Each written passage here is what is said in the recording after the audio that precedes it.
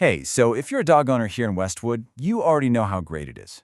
But you also know how important it is to have a dog who's a good companion, right? So in this guide, we're going to walk through everything you need to know to find the perfect trainer, one who can really help you and your dog thrive right here in our community. All right, here's what we've got on tap. We're going to start with what Westwood Ready training even means. Then we'll get into what to look for in a trainer, what different programs cost, and some really key questions you should ask. And we'll wrap it all up with some local rules and resources you'll definitely want to know about. Okay, so let's start with Section 1, Westwood Ready training. Before we get into the weeds, what's the big picture here? Well, it's pretty simple actually. It's all about having a dog who can just be a happy, safe part of our community life here in Westwood. And this quote really says it all, doesn't it? It's about being a good neighbor. You want to be able to walk past the library without a struggle, or hang out at the high school fields on a weekend and have your dog be calm. It really is about those simple things. Enjoying a stress-free walk near Islington, or heading out on the trails at Hale Reservation without any drama. All right, on to our next section, what to look for. So you're ready to find a trainer, but what makes a good one? Let's talk about the key methods and the credentials you should actually pay attention to. First up is a term you'll hear a lot, positive reinforcement. And for good reason. It's pretty much the gold standard for modern humane training. Basically, it's about using rewards, like treats, praise, or toys, to encourage your dog to make good choices. It makes learning fun for them, and honestly, it builds a much stronger bond and trust between you two. You're not just giving commands, you're building a real partnership.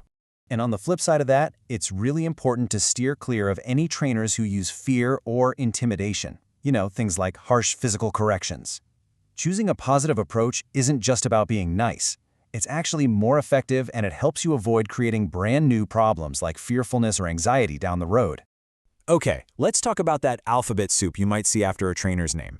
These letters actually mean something. For example, CPDTK means they've passed a big test on training knowledge. KPA-CTP tells you they graduated from the Karen Pryor Academy, which is a really well-respected program. And if you're dealing with something more serious, like major anxiety or aggression, a certification like IABCC-DBC is what you want to see. They aren't just for show, they're a sign that a trainer is serious about their education and their profession. All right, next section. Let's talk about the different kinds of programs out there and, of course, the costs. We'll look at what you can expect to find right here in the Westwood area, so you can find the right fit for your needs. So, one of the first things you'll probably decide on is group classes versus private sessions, and the choice really depends on your goals. Group classes are fantastic for teaching your dog to focus around other dogs and people, that distraction proofing. But if you're dealing with something specific at home, like your dog bolting out the door or guarding their food bowl, that's when one-on-one private attention is ideal. There are a few other options you might see too. You've got board and train, where your dog stays with the trainer for some really intensive work, or day training, where the trainer works with your dog while you're at work. And for really complex issues, a behavior consultation is often the first step to get a deep dive diagnosis and a plan. Okay, let's talk numbers. Here's a general breakdown of what you might expect to pay in the Westwood area. A 6-week puppy class might run you a couple $100s, while a single private lesson could be in the $100 to $200 range. Packages and intensive board and train programs are, of course, a bigger investment. Just seeing these ranges can help you plan and budget for this. It's a really important investment in your life with your dog. Moving on to our next section, questions to ask. So, let's say you've done your research, you've found a few potential trainers. Now what? How do you make that final call? Well, it really boils down to asking the right questions. And this is a big one.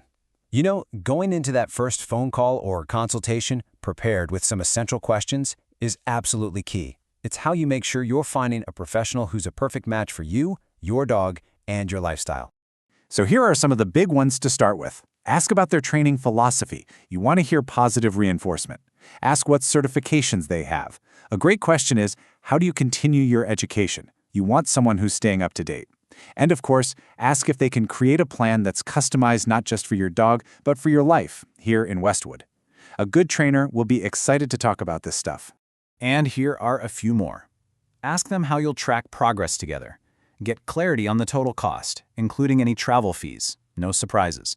For behavior issues, it's a great sign if they're willing to collaborate with your vet. And a really important one, ask what kind of homework you'll have. A great trainer knows that the work you put in between sessions is what makes all the difference. Okay, we're on to our last section, local rules and resources. This is all about being a great dog owner specifically in Westwood. Knowing this stuff just makes everything smoother for everyone. So let's quickly cover the basics. Westwood has a leash law, which means your dog needs to be on a leash on any public property, unless you're in a designated off-leash area. State law requires a current rabies vaccination, and all dogs over 6 months old need to be licensed with the town every year. Pretty simple stuff, but it's all part of being a responsible dog owner in our community. And here's a quick pro tip. Make sure any trainer you're considering has a business license in Westwood, and if you're looking at a board and train facility, they absolutely must be licensed as a commercial kennel by the state.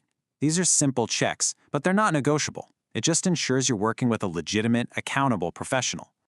Once you get going with your training, you're going to need places to practice. And we've got some great ones. The Westwood Dog Park is perfect for working on off-leash skills and socialization. The trails at Hale Reservation are amazing for practicing good leash manners around other hikers, and a spot like Sheep Pasture with its open fields is just perfect for long line recall work. It's all about taking what you learn and applying it in the real world. You know, this quote really sums it all up. The goal is to find someone who uses humane, effective methods to help your dog become a confident companion for life. The whole point of this process is to find a partner who can help you get there. So as we wrap up, just take a second to ask yourself this. How would a well-trained dog really improve your day-to-day life here? Think about the peace of mind. Think about all the new things you could do together. Just imagine it. Calm walks through town, relaxing at our local parks, having a happy, confident dog that's a joy to be around, whether it's family, friends, or your neighbors. When you make an informed choice on a trainer, you're really setting you and your dog up for an amazing life together here in Westwood. So best of luck in your training journey.